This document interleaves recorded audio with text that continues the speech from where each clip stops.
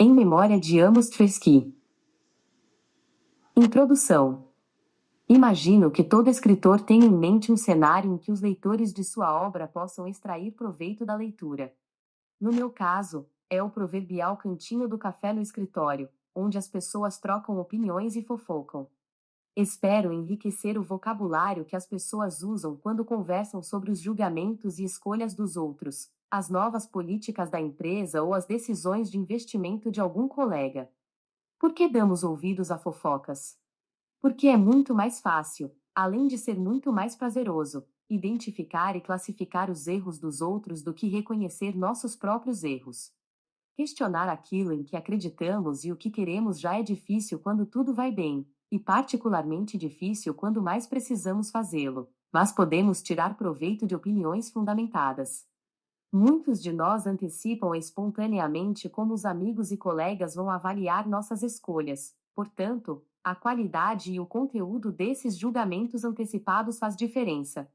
A expectativa de fofoca inteligente é um motivo poderoso para a autocrítica séria, mais poderoso do que resoluções de ano novo para melhorar as próprias tomadas de decisão no trabalho e na vida pessoal.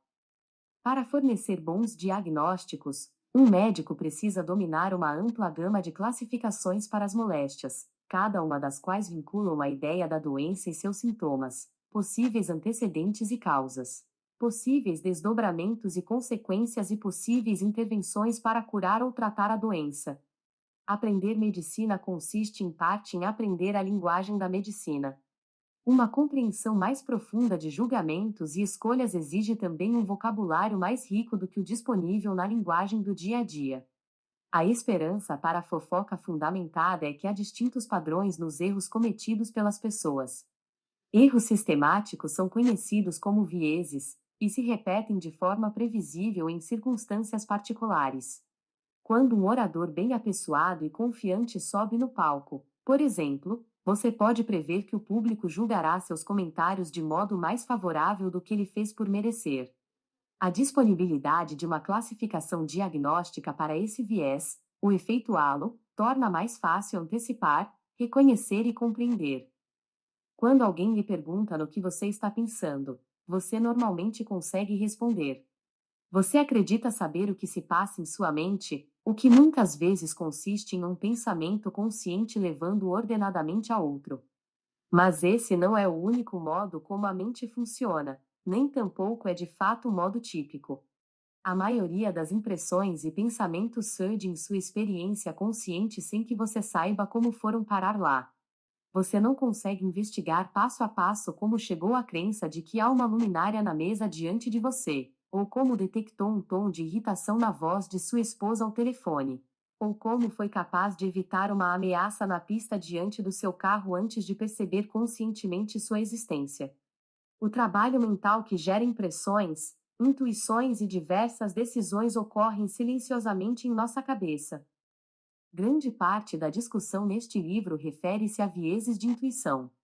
Entretanto, o foco no erro não denigre a inteligência humana, assim como a atenção com as doenças na literatura médica não significa rejeitar a boa saúde.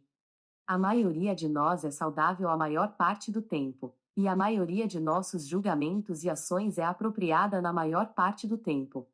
Conforme determinamos o curso de nossas vidas, normalmente nos permitimos nos guiar por impressões e sentimentos, e a confiança que temos em nossas crenças e preferências intuitivas em geral é justificada. Mas nem sempre. Muitas vezes estamos confiantes mesmo quando estamos errados, e um observador objetivo tem maior probabilidade de detectar nossos erros do que nós mesmos. De modo que isso é o que pretendo para o bate-papo do cafezinho no escritório, aperfeiçoar a capacidade de identificar e compreender erros de julgamento e escolha, nos outros e afinal em nós mesmos, propiciando uma linguagem mais rica e mais precisa para discuti-los. Pelo menos em alguns casos, um diagnóstico acurado pode sugerir uma intervenção para limitar o dano que julgamentos e escolhas ruins muitas vezes ocasionam. Origens. Este livro apresenta meu atual entendimento sobre o julgamento e a tomada de decisões, que foi moldado pelas descobertas das últimas décadas no campo da psicologia.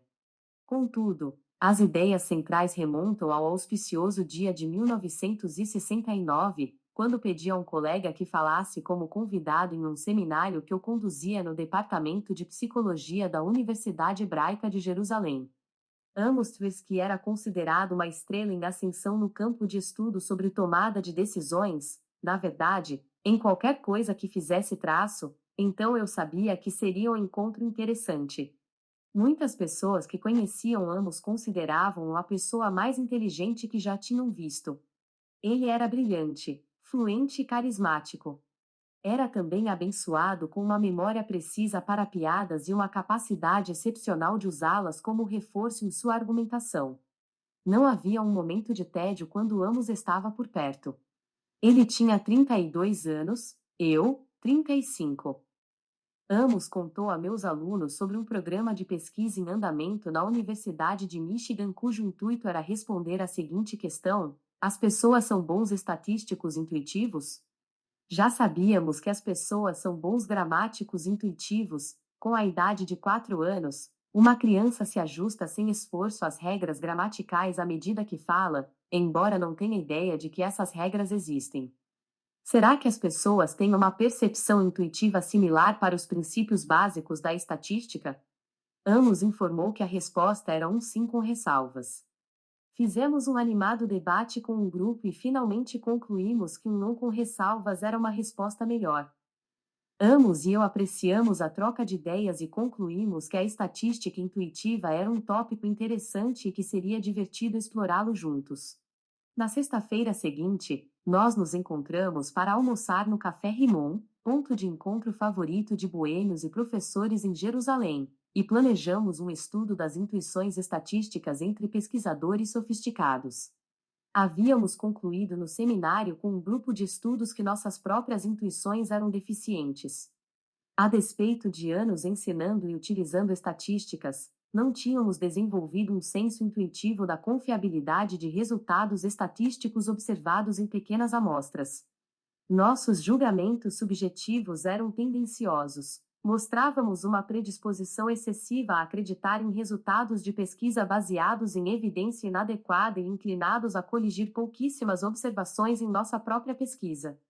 O objetivo de nosso estudo era examinar se outros pesquisadores sofriam do mesmo mal. Preparamos um levantamento que incluía cenários realistas de questões estatísticas surgidas em pesquisas. Amos coligiu as reações de um grupo de especialistas participando de uma reunião da Sociedade de Psicologia Matemática, incluindo os autores de 2 livros didáticos de estatística.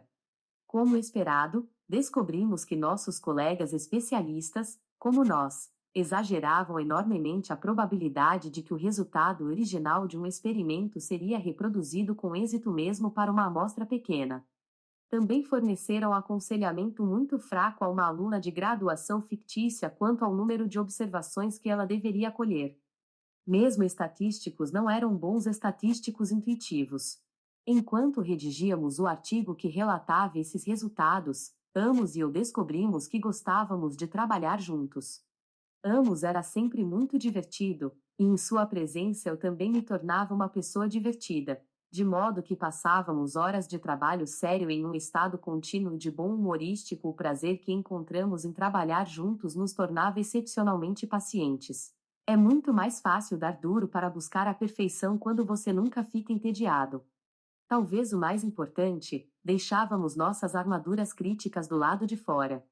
Tanto Amos como eu éramos pessoas críticas e dadas a discussões, ele até mais do que eu, mas durante os anos de nossa colaboração, nenhum de nós rejeitou de imediato nada do que o outro disse. Na verdade, uma das maiores alegrias que conheci nessa colaboração foi que Amos frequentemente enxergava o sentido de minhas ideias vagas com muito mais clareza do que eu. Amos era o pensador mais lógico, com uma orientação para a teoria e um senso de direção infalível. Eu era mais intuitivo e enraizado na psicologia da percepção, da qual tomamos emprestadas muitas ideias.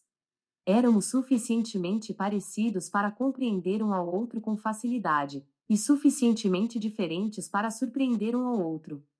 Desenvolvemos uma rotina em que passávamos grande parte de nossos dias de trabalho juntos, muitas vezes em longas caminhadas.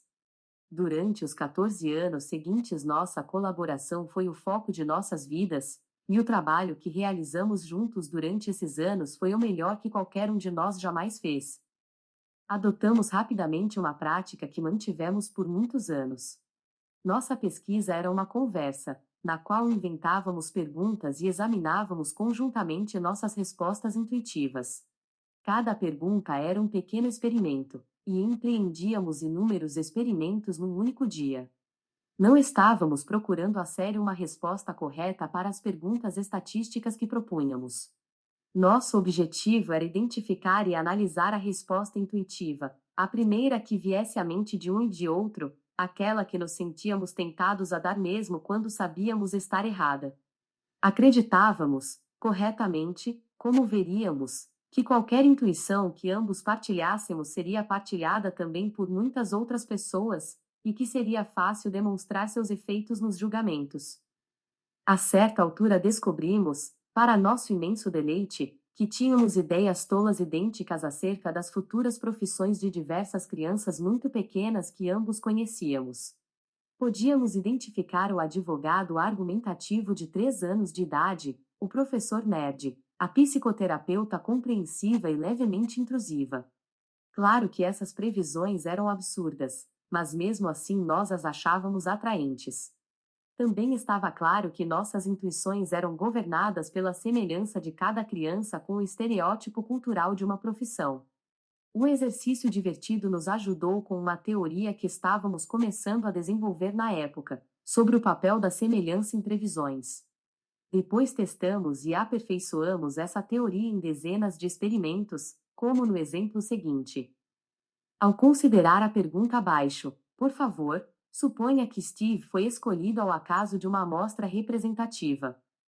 Um indivíduo foi descrito por outro como segue: Steve é muito tímido e retraído, invariavelmente prestativo, mas com pouco interesse nas pessoas ou no mundo realismo de índole dócil e organizada, tem necessidade de ordem e estrutura, e uma paixão pelo detalhe.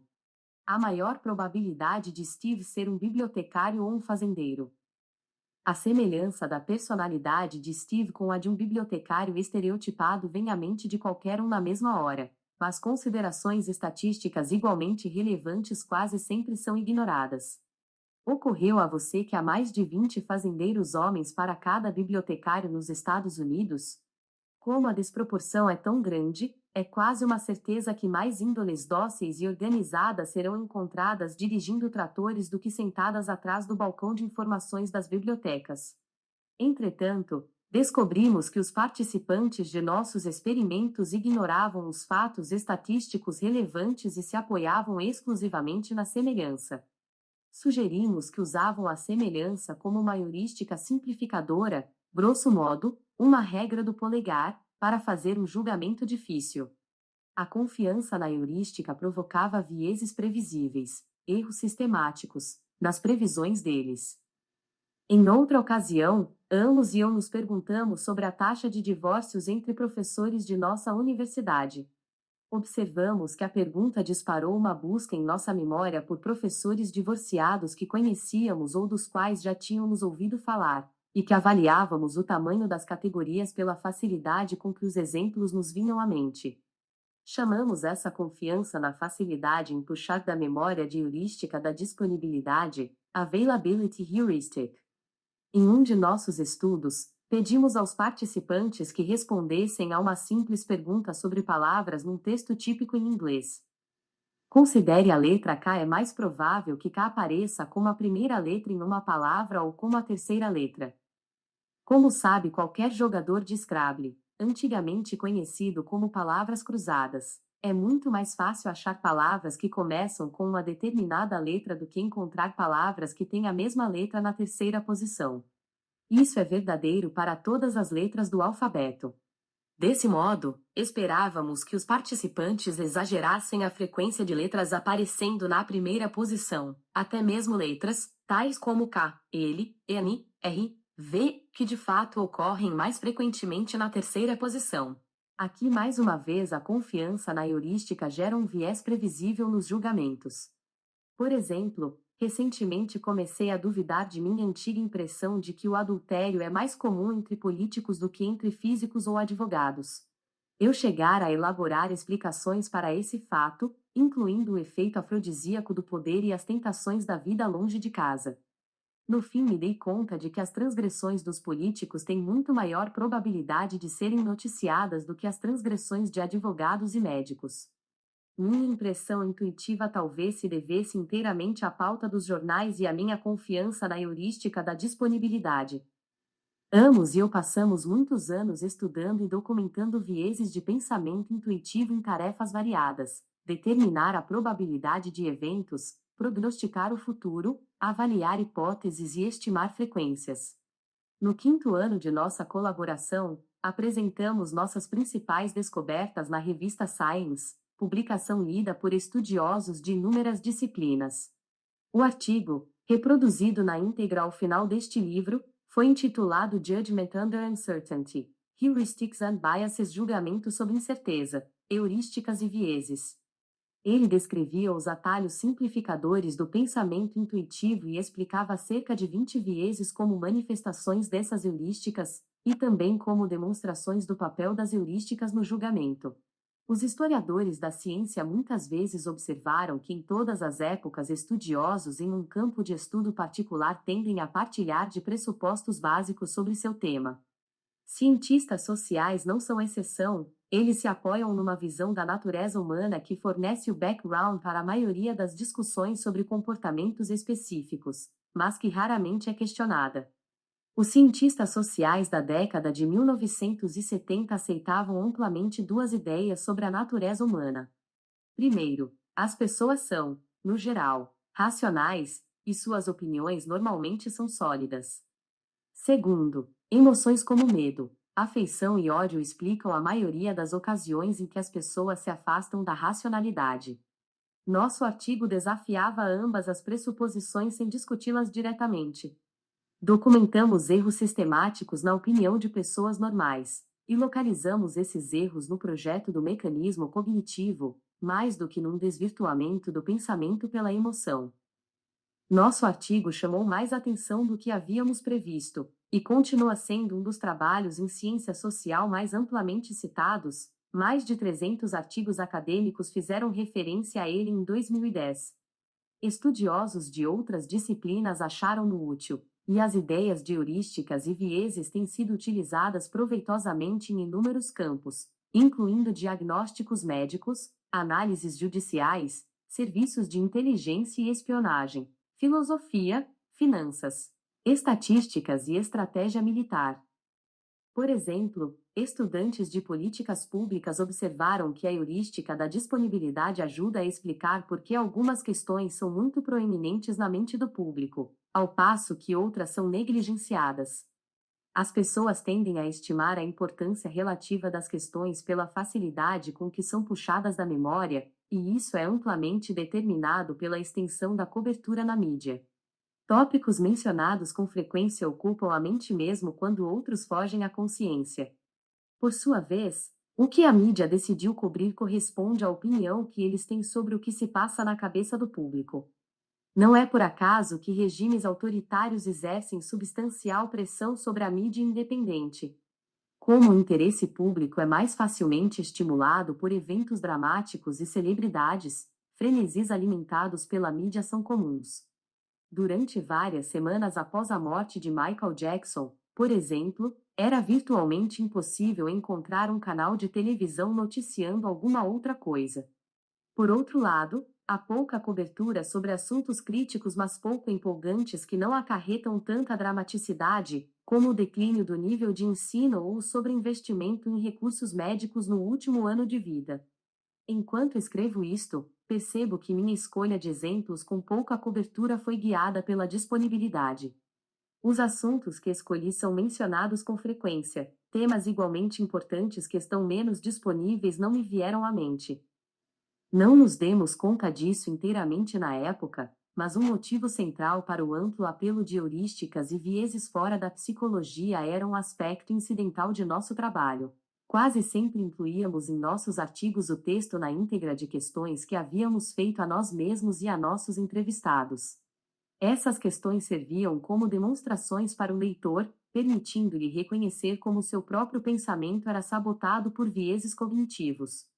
Eu espero que você tenha tido uma experiência do tipo ao ler a pergunta sobre o bibliotecário Steve, que foi concebida para ajudá-lo a estimar o poder da semelhança como indício de probabilidade e a ver como é fácil ignorar fatos estatísticos relevantes. O uso de demonstrações forneceu a pesquisadores de diversas disciplinas, notadamente filósofos e economistas, uma oportunidade incomum de observar possíveis falhas em suas próprias opiniões. Tendo visto a si mesmos falhar, eles ficaram mais inclinados a questionar a pressuposição dogmática, dominante na época, de que a mente humana é racional e lógica.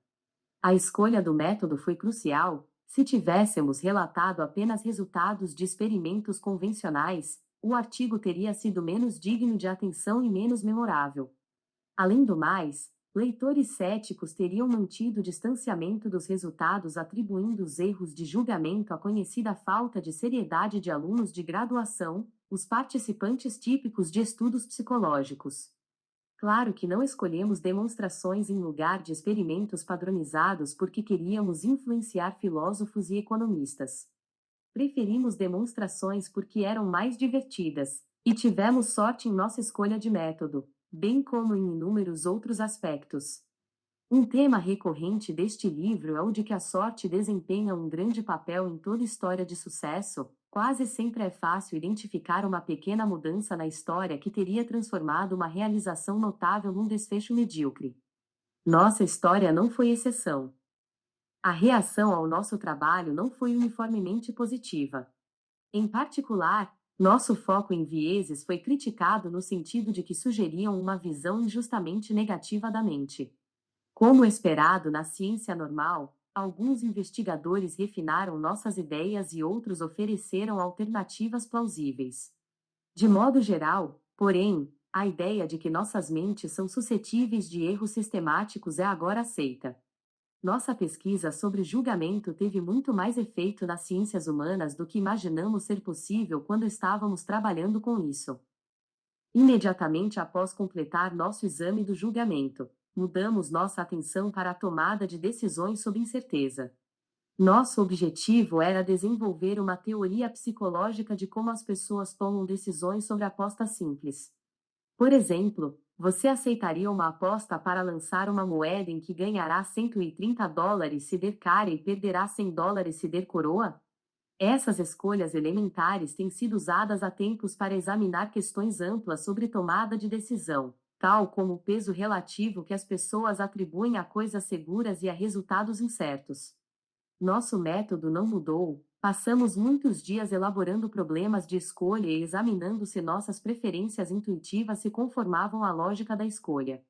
Aqui, mais uma vez, como no julgamento, observamos vieses sistemáticos em nossas próprias decisões, preferências intuitivas que violavam consistentemente as regras da escolha. Racionalismo. 5 anos após o artigo da Science, publicamos Prospect Theory, An Analysis of Decision Under Risk. Teoria da perspectiva, uma análise da decisão sob risco, uma teoria da escolha que para alguns é mais influente do que nosso trabalho acerca do julgamento, e é um dos fundamentos da economia comportamental.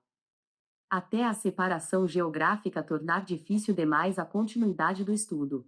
Amos e eu usufruímos da extraordinária boa sorte de um espírito afim que era superior aos nossos espíritos individuais e de um relacionamento que tornava nosso trabalho tão divertido assim como produtivo. Nossa colaboração sobre o julgamento e a tomada de decisões foi o motivo pelo qual recebi o Prêmio Nobel em 2002, que Amos teria dividido comigo caso não houvesse falecido, com a idade de 59 anos, em 1996. Em que ponto estamos agora? Este livro não pretende ser uma exposição da pesquisa inicial que Amos e eu conduzimos juntos, tarefa que já foi habilmente executada por muitos autores ao longo dos anos. Meu objetivo principal é apresentar uma visão de como a mente funciona baseando-me em progressos recentes na psicologia cognitiva e social. Um dos progressos mais importantes é o de que agora compreendemos não só os prodígios como também as falhas do pensamento intuitivo. Amos e eu não tratamos de intuições precisas além da afirmação casual de que as heurísticas do julgamento são bastante úteis, mas às vezes levam a erros graves e sistemáticos. Focamos nos vieses, tanto porque os achamos interessantes em si mesmos, como porque forneciam evidência das heurísticas do julgamento.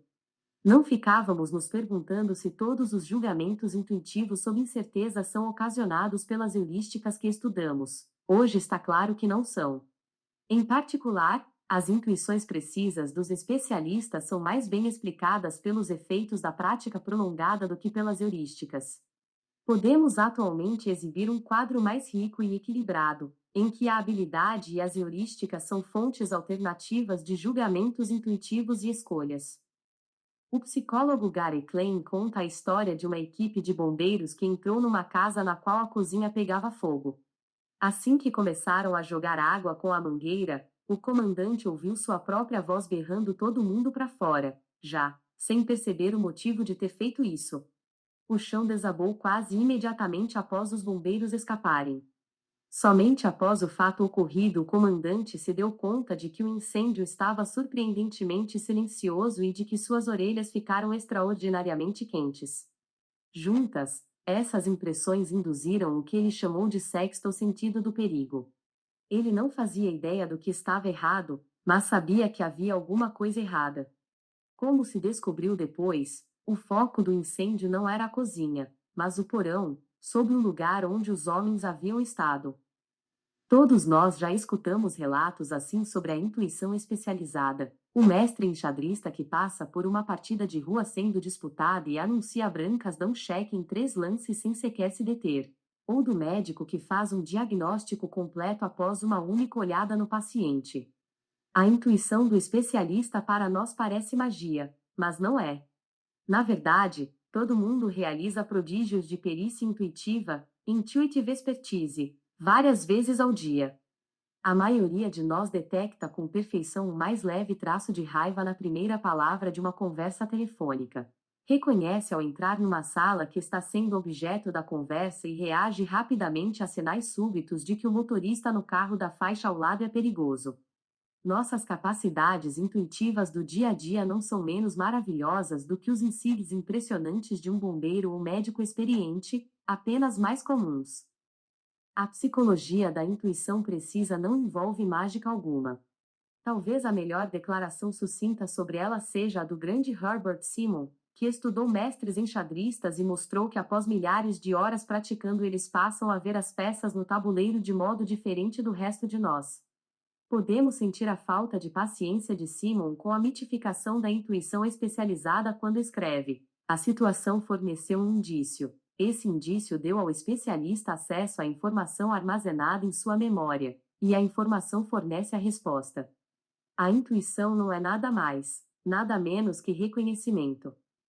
Não ficamos surpresos quando uma criança de 2 anos olha para um cão e diz cachorro. Ou au au, porque estamos acostumados ao milagre de crianças aprendendo a reconhecer e dizer o nome das coisas. O argumento de Simon é de que os milagres da intuição especializada têm esse mesmo caráter. Intuições válidas se desenvolvem quando os especialistas aprenderam a reconhecer elementos familiares em uma nova situação e a agir de um modo que seja apropriado a isso. Bons julgamentos intuitivos vêm à mente com a mesma imediação de cachorro. Infelizmente, nem todas as intuições profissionais surgem da especialização genuína. Há muitos anos visitei o diretor de investimentos de uma grande empresa financeira, que me contou que acabara de investir dezenas de milhões de dólares em ações da Ford Motor Company. Quando lhe perguntei como tomara essa decisão, ele respondeu que recentemente fora a uma feira automobilística e ficara impressionado. Rapaz, eles sabem mesmo como construir um carro, foi sua explicação. Ele deixou bem claro que confiava em seu faro e que estava satisfeito consigo mesmo e com sua decisão. Achei incrível que aparentemente não houvesse considerado a única questão que um economista teria achado relevante: as ações da Ford estão subvalorizadas no momento?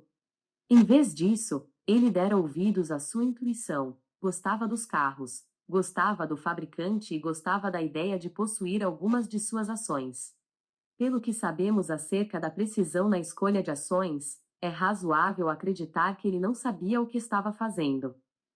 As heurísticas específicas que ambos e eu estudamos são de pouca ajuda em compreender como o executivo veio a investir nas ações da Ford, mas hoje existe uma concepção mais ampla das heurísticas que fornece uma boa explicação.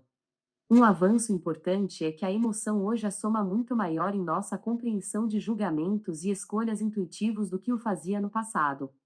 A decisão do alto executivo hoje seria descrita como um exemplo da heurística afetiva, onde os julgamentos e as decisões são orientados diretamente por sentimentos como gostar ou não gostar, com pouca deliberação ou raciocínio.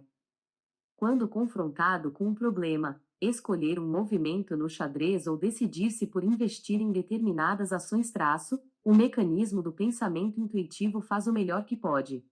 Se o indivíduo tem uma especialização relevante, ele vai reconhecer a situação, e a solução intuitiva que vem à sua mente é provavelmente a correta.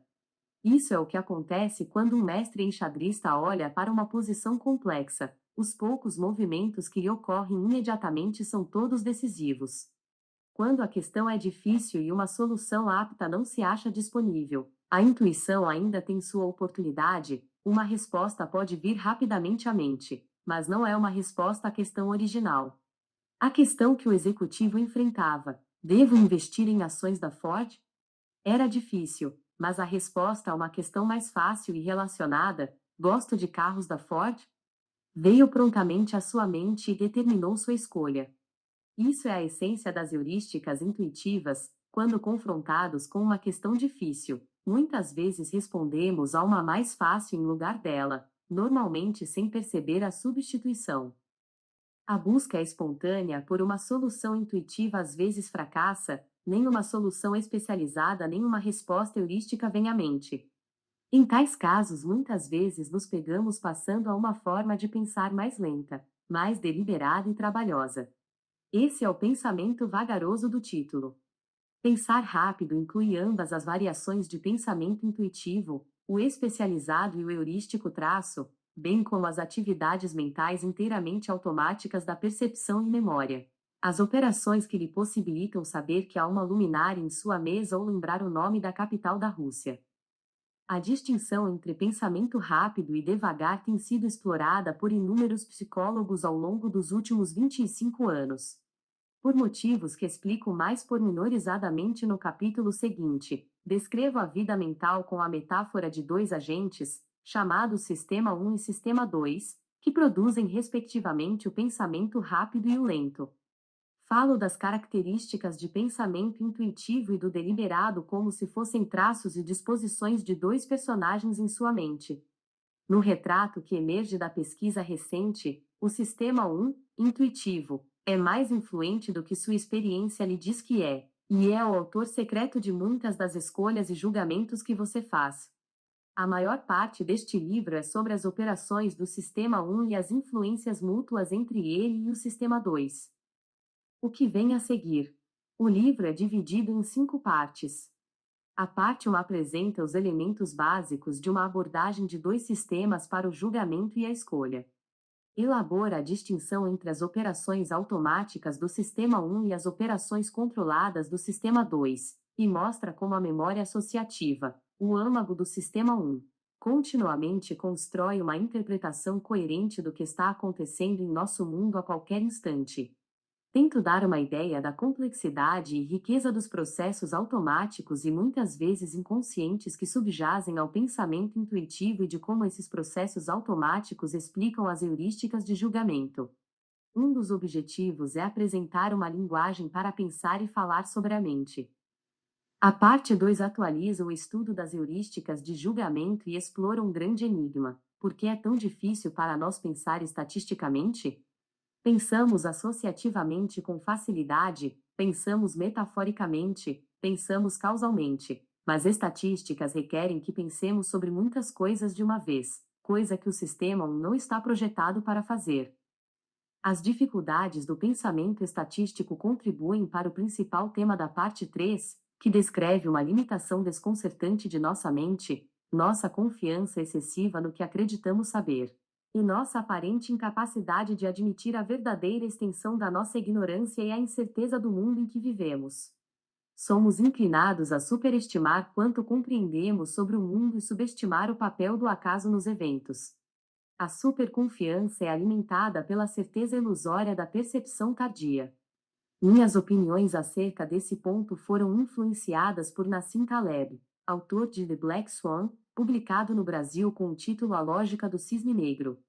Minha expectativa é ver conversas de escritório capazes de explorar de forma inteligente as lições a serem aprendidas com o passado, ao mesmo tempo resistindo à tentação da percepção tardia e da ilusão de certeza. O foco da parte 4 é um diálogo com a disciplina da economia sobre a natureza da tomada de decisões e sobre a pressuposição de que os agentes econômicos são racionais. Essa seção do livro fornece uma visão corrente, informada pelo modelo de dois sistemas, dos conceitos-chave da teoria da perspectiva, o modelo de escolha que ambos e o publicamos em 1979. Capítulos subsequentes abordam os vários modos como as escolhas humanas se desviam das regras de racionalidade.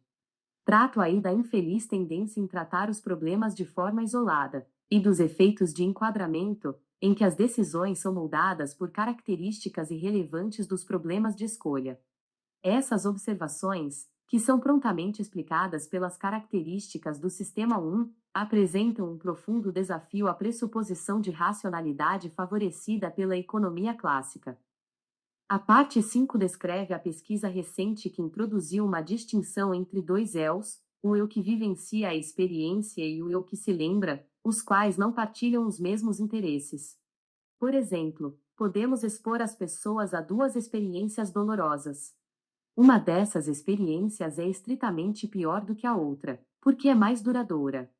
Mas a formação automática de lembranças, característica do Sistema 1, tem suas regras, que podemos explorar de modo que o pior episódio deixe uma lembrança melhor.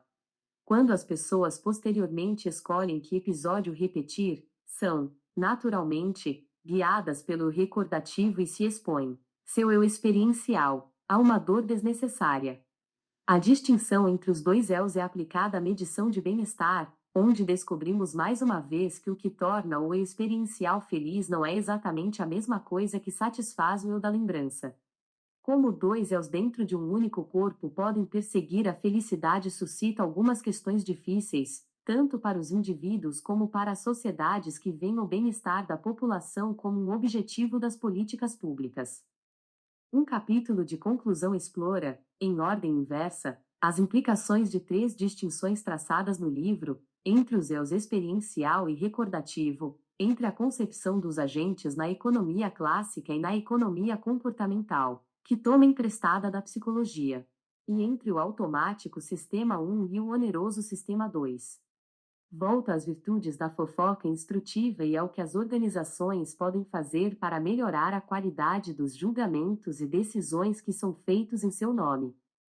Dois artigos que escrevi com ambos são reproduzidos como apêndices ao final do livro. O primeiro é o exame do julgamento sob a incerteza, que descrevi há pouco.